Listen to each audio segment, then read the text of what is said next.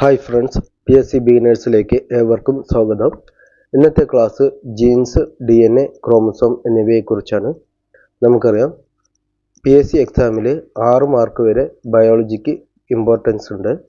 അപ്പോൾ നമുക്ക് നേരിട്ട് ക്ലാസ്സിലേക്ക് കിടക്കാം. ആദ്യമായിട്ട് നമ്മൾ പഠിക്കുന്നത് DNA ഘടന. അതിനുശേഷം നമ്മൾ പഠിക്കുക ന്യൂക്ലിയോടൈഡുകൾ എന്താണ്, DNA അടങ്ങിയിരിക്കുന്ന ഘടകങ്ങൾ എന്താണ്, DNA എങ്ങനെയാണ് ഫോം ചെയ്യുന്നത്, ജീനുകൾ എന്താണ്, ക്രോമസോമുകൾ എന്താണ്, ഇവയൊക്കെയാണ് നമ്മൾ പഠിക്കാൻ പോകുന്നത്. ആദ്യമായിട്ട് DNA ഘടന നോക്കാം. DNA ഘടന എന്ന് പറയുന്നത് ഒരു ഡബിൾ ഹെലിക്സ് മോഡലാണ്. ഡബിൾ ഹെലിക്സ് എന്ന് പറഞ്ഞാൽ ചുറ്റുകോണി മാതൃക, അതായത് ഇങ്ങനെയുള്ള ഒരു മാതൃകയാണ് എന്തുള്ളത് DNA ഘടനയ്ക്കുള്ളത്.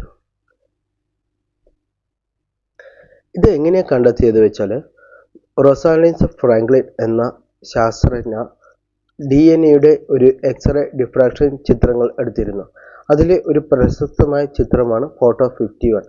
ഇതിനെ അപഗ്രഥിച്ച് പഠിച്ച Maurice Wilkins, Francis Crick, James Watson എന്നീ 3 ശാസ്ത്രജ്ഞന്മാരാണ് DNA ഘടന കണ്ടെത്തിയത്.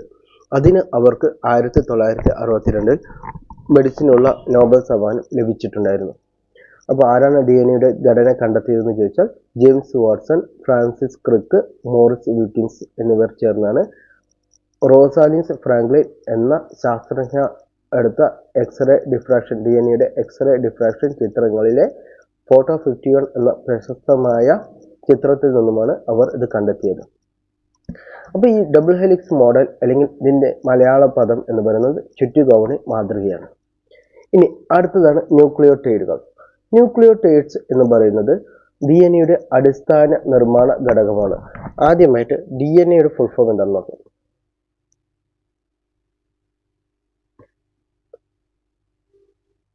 DNA ഫുൾ ഫോം വന്നിട്ട് ഡിയോക്സി റൈബോ ന്യൂക്ലിക് ആസിഡ് എന്നാണ്. അപ്പോൾ DNA ഫുൾ ഫോം എന്താണ്? ഡിയോക്സി റൈബോ ന്യൂക്ലിക് ആസിഡ് എന്നാണ്. DNA അടിസ്ഥാന നിർമ്മാണ ഘടകമാണ് ന്യൂക്ലിയോടൈഡുകൾ എന്ന് പറയുന്നത്. ഓരോ ന്യൂക്ലിയോടൈഡിലും എന്തൊക്കെ ഉണ്ടാവും? ഒരു ഡിയോക്സി റൈബോസ് പഞ്ചസാര ഉണ്ടാവും, ഒരു ഫോസ്ഫേറ്റ് ഗ്രൂപ്പ് ഉണ്ടാവും,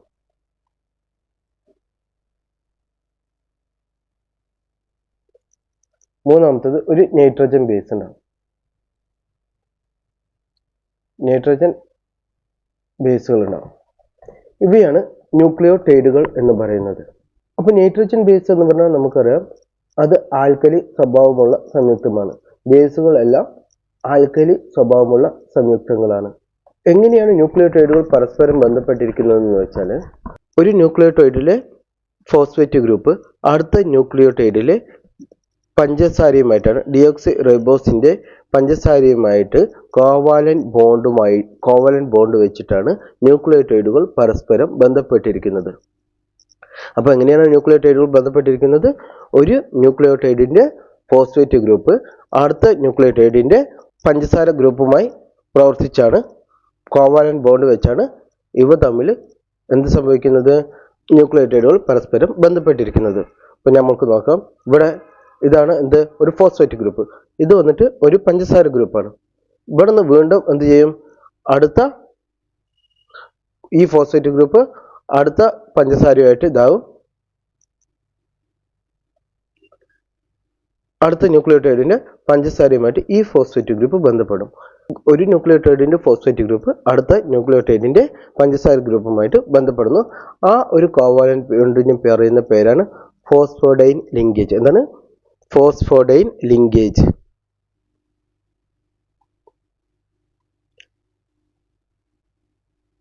ഓക്കെ, അപ്പോൾ ഇത്രയുമാണ് ഇത് പറയാനുള്ളത്. ഇനി നൈട്രജൻ ബേസുകളെ കുറിച്ച് നമുക്ക് നോക്കാം.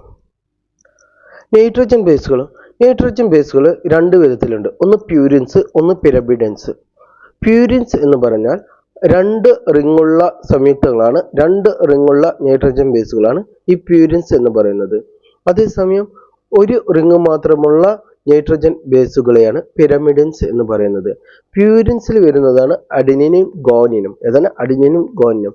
അപ്പോൾ DNA വന്നിട്ട് അഡിനിൻ, പ്യൂരിൻസ് ഏതൊക്കെയുണ്ട്? അഡിനിൻ ഉണ്ട്, ഗോനിൻ ഉണ്ട്. പിരമിഡിൻസ് ഏതൊക്കെയുണ്ട്? സൈറ്റോസിൻ ഉണ്ട്, തൈമിൻ ഉണ്ട്.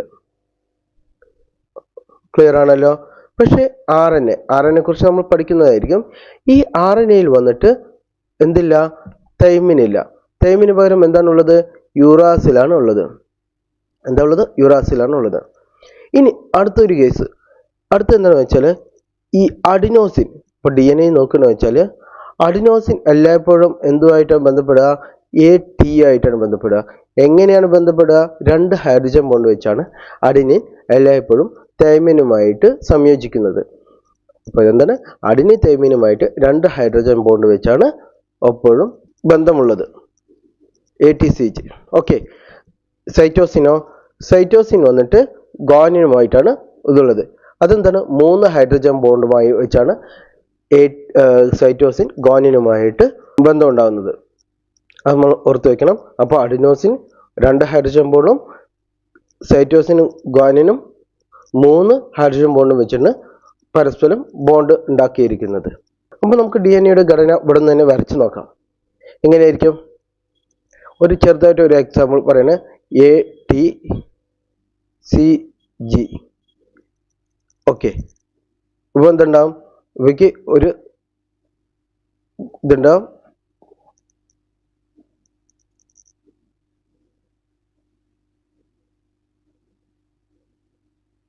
ഇങ്ങനെയാണ്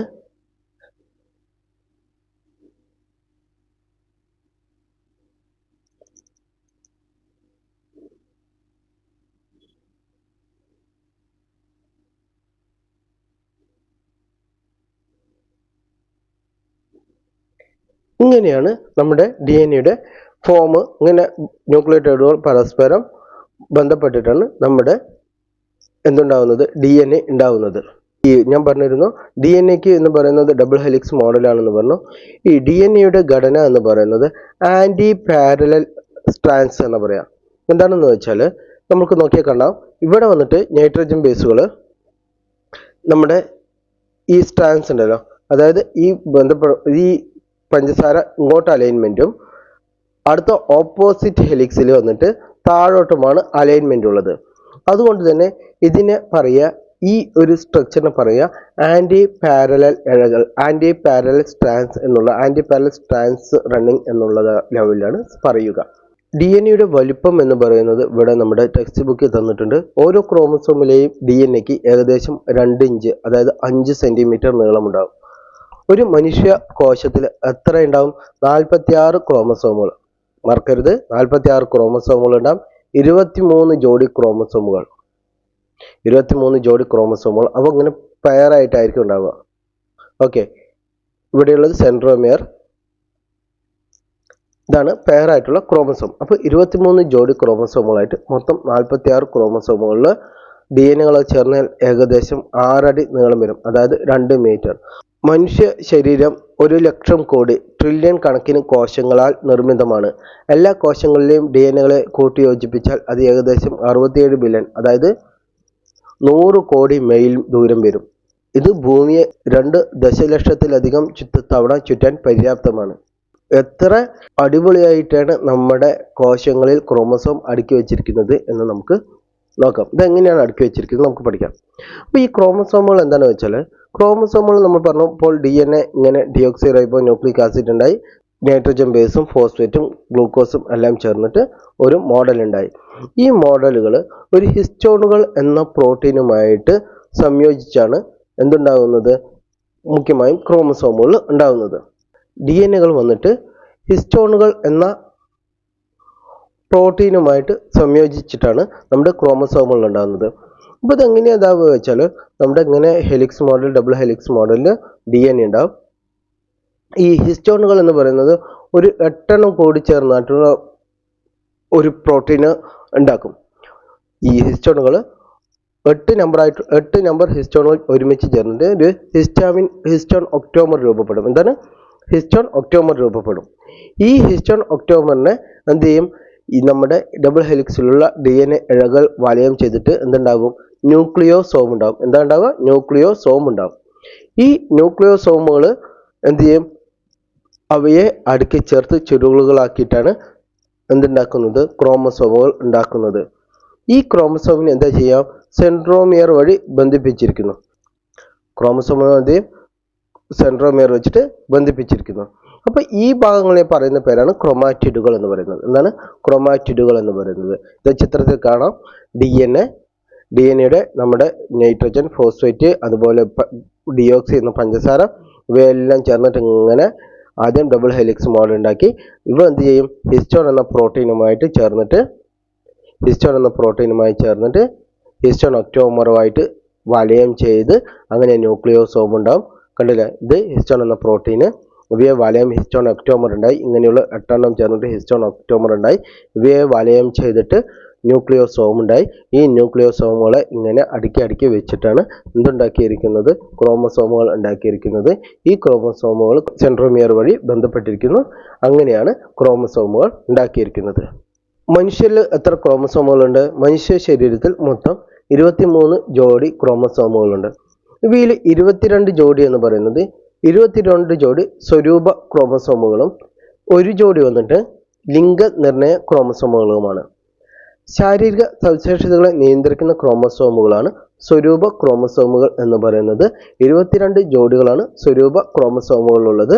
ഒരുപോലെയുള്ള 2 ക്രോമസോമുകൾ ചേർന്നതാണ് സമരൂപ ക്രോമസോമുകൾ അല്ലെങ്കിൽ ഹോമോലോഗസ് ക്രോമസോംസ് എന്ന് പറയുന്നത്. ഇവയിലൊന്ന് എന്തെന്ന് മാതാവിൽ നിന്ന് ലഭിക്കും, മറ്റൊന്ന് പിതാവിൽ നിന്നുമാണ് ലഭിക്കുക. ഇതാണ് സ്വരൂപ ക്രോമസോമുകൾ എന്ന് പറയുന്നത്. അപ്പൊ ഇവ എന്തിനുള്ളതാണ്? ഇവ നമ്മുടെ രൂപത്തിന് ബാക്കിയുള്ള ശാരീരിക സവിശേഷതകളെ നിയന്ത്രിക്കുന്ന ക്രോമസോമുകളാണ് സ്വരൂപ ക്രോമസോമുകൾ എന്ന് പറയുന്നത്. അതേസമയം ലിംഗനിർണയ ക്രോമസോമുകൾ എന്ന് പറയുന്നത് എക്സ് ക്രോമസോമും വൈ ക്രോമസോമും.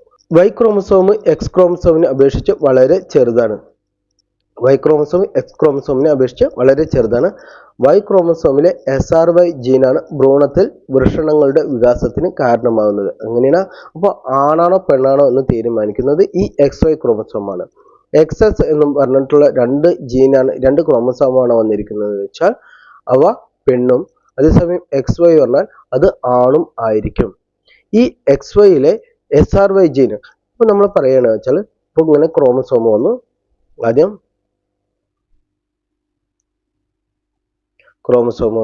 ക്രോമസോമിൽ ഇങ്ങനെ ന്യൂക്ലിയോ DNA ഉണ്ട്. DNA ഹിസ്റ്റോൺ പറഞ്ഞിട്ടുള്ള പ്രോട്ടീനുമായിട്ട് ചേർന്നിരിക്കുന്നു.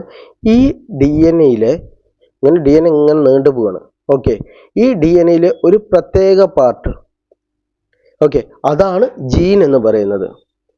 ഒരു group of part of DNA എന്ന് പറയാം. ഒരു പാർട്ട് ഓഫ് DNA ആണ് ജീൻസ് എന്ന് പറയുന്നത്. ഈ ജീൻസുകളാണ് നമ്മുടെ പാരമ്പര്യ സ്വഭാവ സവിശേഷതകൾക്ക് കാരണമാകുന്നത്. അപ്പോൾ വ്യത്യസ്തമായ ജനിതക ഘടനകൾ നമുക്ക് കാണാൻ പറ്റും. ചില പ്രശ്നങ്ങളുള്ള ക്രോമസോമുകൾ നോക്കാം. അതായത് ഇപ്പോൾ ചിലവരിൽ 44 ഓൾറെഡി എഴുതിയിട്ടുണ്ട്. 44 + XS ആണ് നമ്മുടെ സാധാരണ, അല്ലെങ്കിൽ 44 + XY ആണ് സാധാരണ. പക്ഷെ ഇതില്ലാതെ ചില ജനിതകമായ വ്യത്യസ്തമായ ജനിതക ഘടനകൾ കാണപ്പെടുന്നു. ഇവ എന്ത് ചെയ്യും? ഇവ ശാരീരികവും മാനസികവുമായ വികാസത്തെ സ്വാധീനിക്കുന്നുണ്ട്. അപ്പോൾ ഇങ്ങനെയുള്ള ഒരു അബ്നോർമാലിറ്റിയുള്ള കണ്ടീഷൻസ് നമുക്ക് നോക്കാം. ഒന്നാമത്തത് ടണർ സിൻഡ്രോം. ഈ ടണർ സിൻഡ്രോത്തിൽ എന്താണ്? 44 ജോഡി സ്വരൂപ ക്രോമോസോമുകളും ബാക്കിയുള്ളത് XYക്ക് പകരം X0 വരുന്ന ഒരു ക്രോമസോം. അപ്പോൾ ഇവ എന്താണ്? ഇവ സ്ത്രീകളാണ്. ഈ ഒരു X ക്രോമസോം മാത്രമുള്ള സ്ത്രീകൾ, ഇവർ ടണർ സിൻഡ്രോം എന്ന അവസ്ഥയിലുള്ളവരാണ്. ഇനി അടുത്തതാണ് 44 + XXX. 2 X പകരം മൂന്നാമത്തെ ഒരു X കൂടി വരിക. അപ്പോൾ 3 X ക്രോമസോമുകളുള്ള സ്ത്രീകളാണ് ഇവർ. XXX സിൻഡ്രോം എന്ന അവസ്ഥയിലുള്ളവരാണ്. അടുത്തതാണ് 44 + XXY. 2 X ക്രോമസോമുകളും ഒരു Y ക്രോമസോമും ഉള്ള പുരുഷന്മാർ. ഇവർ ക്ലൈൻഫെൽറ്റർ സിൻഡ്രോം എന്ന അവസ്ഥയിലുള്ളവരാണ്. അപ്പോൾ PSCക്ക് എങ്ങനെ ചോദിക്കും? 44 + X0 അത് എന്ത് സിൻഡ്രോമാണ്? അപ്പോൾ അത് ടണർ സിൻഡ്രോമാണ്. ഈ ടണർ സിൻഡ്രോമിൽ ഉള്ള സ്ത്രീകൾക്ക് ചിലപ്പോൾ സ്ത്രീലൈംഗിക അവയവങ്ങൾ ഉണ്ടായാലും അവർക്ക് കൗമാര ആരംഭത്തിൽ സ്ത്രീലൈംഗിക ലക്ഷണങ്ങൾ വികസിക്കില്ല. അതുപോലെ തന്നെ ക്ലൈൻഫെൽറ്റർ സിൻഡ്രോം, അതിലെന്താണ്? ഇവർക്ക് പുരുഷ ലൈംഗികങ്ങൾ ഉണ്ടാവുമെങ്കിലും അവർ സ്ത്രീ ലക്ഷണങ്ങൾ കാണിക്കാം. അപ്പോൾ PSC എക്സാമിന് ഇങ്ങനെ ചോദിക്കാം, 44 + X0 ഇത് എന്ത് അവസ്ഥയിലുള്ളവരാണ്? അപ്പോൾ അത് ടണർ സിൻഡ്രോം ആണ്. അതുപോലെ 44 + XXX എന്നുള്ള ജനിതക വ്യതിയാനമുള്ളത്, അതിനുള്ള സിൻഡ്രോം എന്താണ്? XXX സിൻഡ്രോമാണ്. അങ്ങനെയുള്ള അതേപോലെ 44XXY അത് വന്നിട്ട് ക്ലൈൻഫെൽറ്റർ സിൻഡ്രോം. അതുപോലെ 44+XYY ഒരു ക്രോമസോമും 2 Y ക്രോമസോമും ഉള്ള പുരുഷന്മാർ, ഇവർ XYY സിൻഡ്രോം എന്ന അവസ്ഥയിലുള്ളവരാണ്. അപ്പോൾ ഈ 4 സിൻഡ്രോമും കാണാണ്ട് പഠിക്കുക.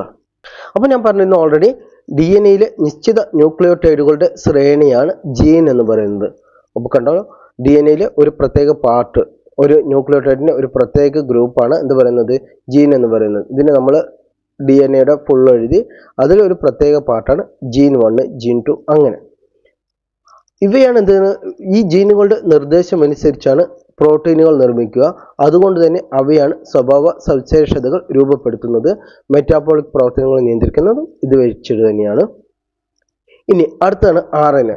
അപ്പോൾ നമ്മൾ പഠിച്ചത് DNA പഠിച്ചിരുന്നു. ഇനി അടുത്തത് RNA. RNA എന്ന് പറഞ്ഞാൽ അതിൻ്റെ ഫുൾ ഫോം റൈബോ ന്യൂക്ലിക് ആസിഡ് എന്നാണ്. ഇതിലും എന്താണ്? ഒരു റൈബോസ് പഞ്ചസാര ഉണ്ടാവും, ഒരു ഫോസ്ഫേറ്റ് ഗ്രൂപ്പ് ഉണ്ടാവും, ഒരു നൈട്രജൻ ബേസ് ഉണ്ടാവും. ഇവിടെ ഉണ്ടാകുന്നത് എന്താണ്? അഡിനിൻ, ഗ്വാനിൻ, യുറാസിൽ, സൈറ്റോസിൻ എന്നീ നൈട്രജൻ ബേസുകളാണ് ഉണ്ടാവുന്നത്. നമ്മൾ DNA പറഞ്ഞു ഡബിൾ ഹെലിക്സ് മോഡലാണ്. പക്ഷെ മിക്ക RNAക്കും എന്താണുള്ളത്? മിക്ക RNAക്കും ഇതിൽ ഒരു ഇഴ മാത്രമാണ് ഉണ്ടാവുക. ഇവ എങ്ങനെയാണ് ബന്ധപ്പെട്ടിരിക്കുന്നത് കണ്ടിരുന്നു. നമ്മൾ പറഞ്ഞിരുന്നു ഷുഗർ, ഫോസ്ഫേറ്റ്, ഈ ഫോസ്ഫേറ്റ് അടുത്തായിട്ട് ഷുഗറുമായിട്ട് ബന്ധപ്പെടും. അങ്ങനെ ബോണ്ട് ഉണ്ടാക്കിയിട്ടാണ് ഇവ പരസ്പരം ഇതാക്കുന്നത്. ഇനി പ്രോട്ടീൻ നിർമ്മാണം. പ്രോട്ടീൻ നിർമ്മാണം എങ്ങനെയാണ് സംഭവിക്കുന്നത് വെച്ചാൽ, നമ്മുടെ ജീൻ ഉണ്ടാകുന്നു. ജീന് വന്നിട്ട് ഒരു പ്രത്യേക എൻസൈമുകളുടെ സഹായത്തോടുകൂടെ മെസ്സഞ്ചർ RNA ഉണ്ടാകും. ഈ മെസ്സഞ്ചർ RNA എന്ത് ചെയ്യും? ഈ മെസ്സഞ്ചർ RNA യൂക്കാരിയോട്ടിലെല്ലാം നമ്മുടെ ന്യൂക്ലിയസിന്റെ ഉള്ളിലാണ് ഉണ്ടാവുക. ഈ മെസ്സഞ്ചർ RNA അങ്ങനെ ന്യൂക്ലിയസിന്റെ വെളിയിൽ പോയിട്ട് എന്ത് ചെയ്യും?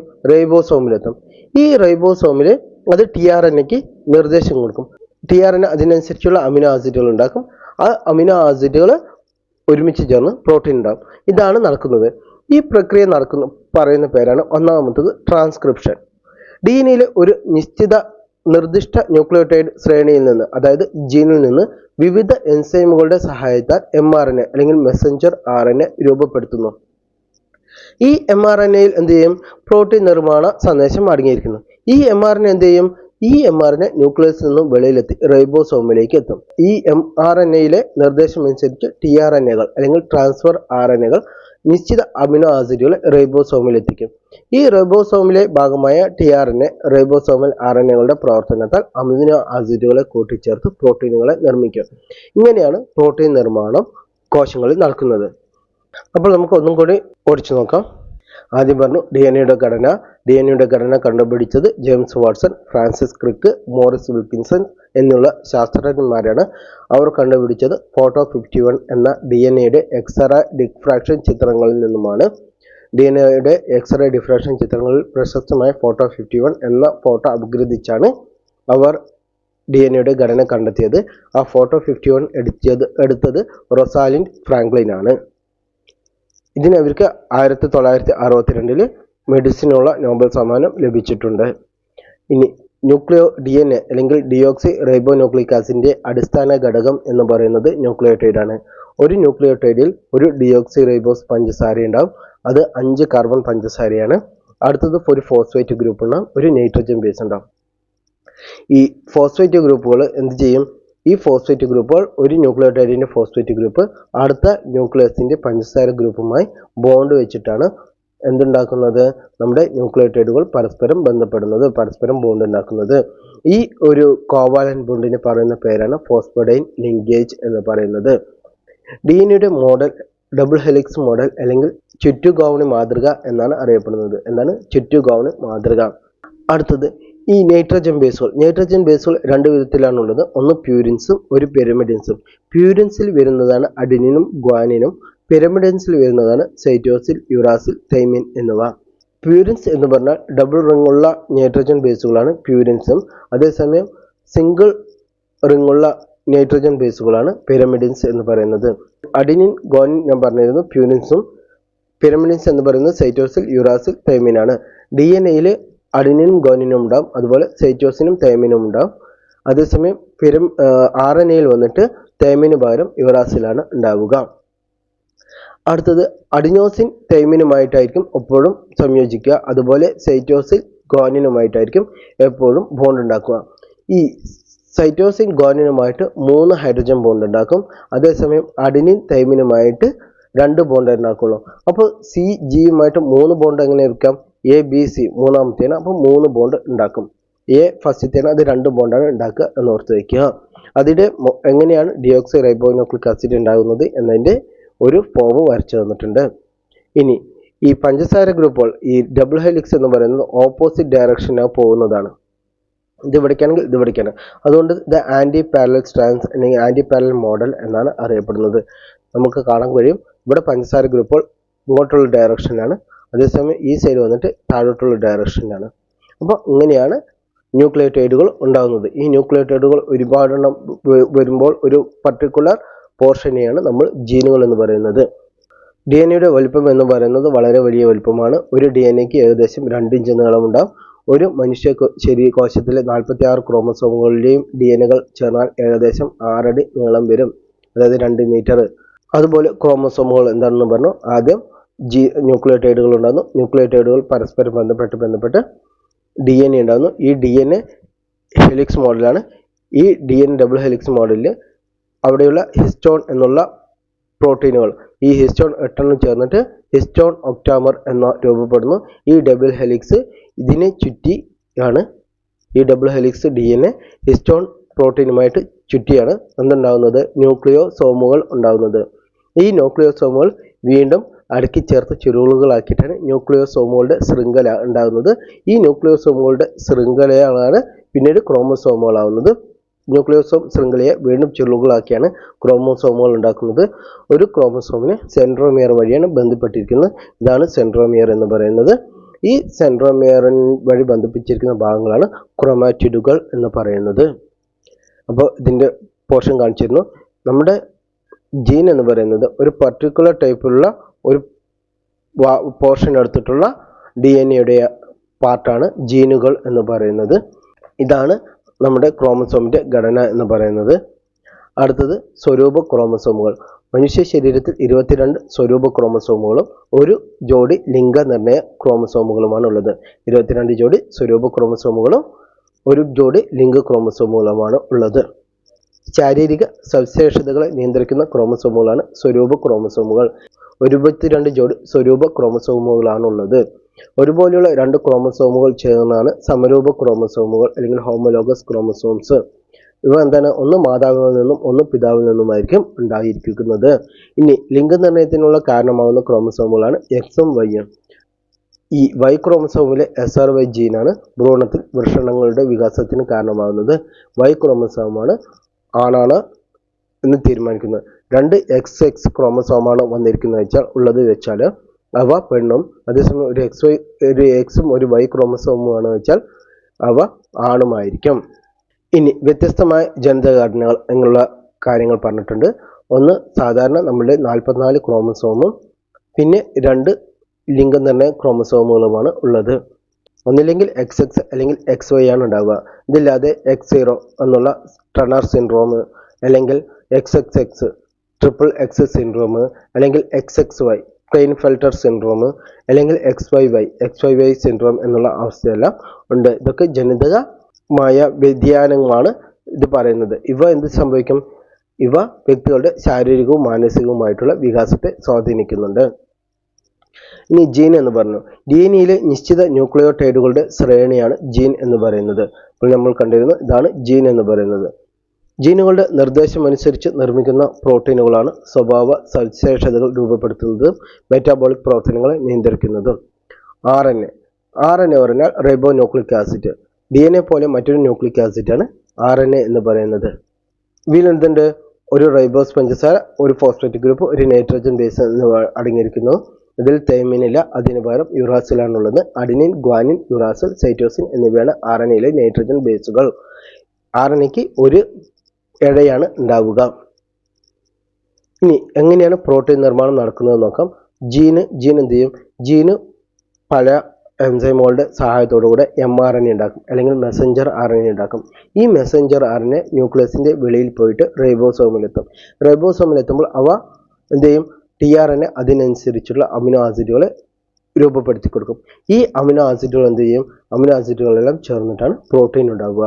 അങ്ങനെയാണ് പ്രോട്ടീൻ നിർമ്മാണം നടക്കുന്നത്. ഇതിൻ്റെ പ്രക്രിയകളാണ് ഒന്ന് ട്രാൻസ്ക്രിപ്ഷൻ. DNA ഒരു നിർദ്ദിഷ്ട ന്യൂക്ലിയോടൈഡ് അല്ലെങ്കിൽ ജീന് വിവിധ എൻസൈമുകളുടെ സഹായത്താൽ mRNA രൂപപ്പെടുത്തുന്നു. ഈ mRNA രൂപപ്പെടുത്തുന്ന പ്രക്രിയയാണ് ട്രാൻസ്ക്രിപ്ഷൻ എന്ന് പറയുന്നത്. ഇവയിൽ എന്തുണ്ടാവും? ഇവയിൽ പ്രോട്ടീൻ നിർമ്മാണത്തിനുള്ള സന്ദേശം അടങ്ങിയിരിക്കും. ഇവ എന്ത് ചെയ്യും? ഇവ ന്യൂക്ലിയസിൻ്റെ വെളിയിൽ പോകും. ഈ ന്യൂക്ലിയസിൽ നിന്ന് വെളിയിലെത്തിയ mRNAയിലെ സന്ദേശം അനുസരിച്ച് റൈബോസോമിലുള്ള tRNAകൾ നിശ്ചിത അമിനോ ആസിഡുകളെ റൈബോസോമിലേക്ക് എത്തിക്കുന്നു. റൈബോസോമിന്റെ ഭാഗമായ RNAകളുടെ പ്രവർത്തനത്താൽ ഈ അമിനോ ആസിഡുകൾ ചേർന്ന് പ്രോട്ടീനുകൾ ഉണ്ടാക്കുന്നു. ഇതില്ലാതെ ഇതിൽ അഡീഷണൽ ആയിട്ട് കുറെ കാണാണ്ട് പഠിക്കാനുള്ള കാര്യങ്ങളുണ്ട്. ഒന്ന്, ജനിതക എഞ്ചിനീയറിംഗിന്റെ പിതാവ് എന്നറിയപ്പെടുന്നത് പോൾ ബർഗ് ആണ്. ഏതാണ്? പോൾ ബർഗ് ആണ് ജനിതക എഞ്ചിനീയറിംഗിന്റെ പിതാവ് എന്നറിയപ്പെടുന്നത്. ആദ്യമായി വേർതിരിച്ച ജീൻ എന്ന് പറയുന്നത് ലാഗ് ജീൻ ആണ്. എന്താണ്? Lag gene. ആദ്യമായി വേർതിരിച്ച ജീന് ലാഗ് ജീൻ. ക്രോമസോമിലെ ജീനിന്റെ ക്രമീകരണം മനസ്സിലാക്കാൻ ഉപയോഗിക്കുന്ന സാങ്കേതിക വിദ്യയാണ് ജനിതക മാപ്പിംഗ്. എന്താണ് ജനിതക മാപ്പിംഗ് എന്ന് പറഞ്ഞാൽ? ക്രോമസോമിലെ ജനിതക ക്രമീകരണം മനസ്സിലാക്കാൻ ഉപയോഗിക്കുന്ന സാങ്കേതിക വിദ്യയാണ് ജനിതക മാപ്പിംഗ് എന്ന് പറയുന്നത്. ജനിക്കുന്ന കുഞ്ഞ് ആണാണോ പെണ്ണാണോ എന്ന് തീരുമാനിക്കുന്നത് എന്താണ്? പിതാവിന്റെ Y ക്രോമസോമാണ് തീരുമാനിക്കുന്നത്.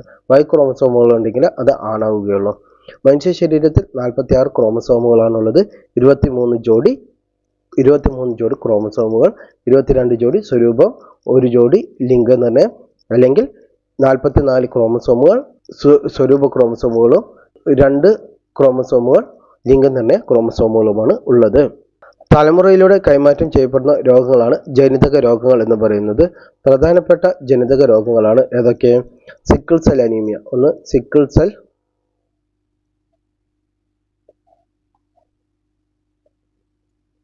രണ്ടാമത്തത് ആൽബിനിസം.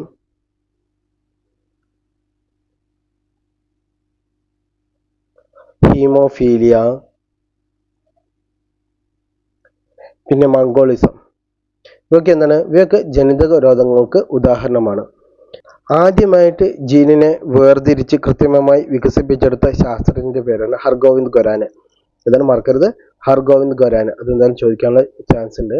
ആദ്യമായിട്ട് കൃത്രിമമായി ജീനെ വികസിപ്പിച്ചെടുത്ത ശാസ്ത്രജ്ഞനാണ് ഹർഗോവിന്ദ് ഖൊരാന. ഈ ചെറിയ കുറച്ച് കാര്യങ്ങളുണ്ട്, അത് കാണാണ്ട് പഠിക്കാനുള്ളത്. അത് നമുക്ക് അടുത്ത ക്ലാസ്സിൽ നോക്കാം. ഇഷ്ടപ്പെട്ടാൽ ലൈക്ക് ചെയ്യുക, ഷെയർ ചെയ്യുക, സബ്സ്ക്രൈബ് ചെയ്യുക. Thank you.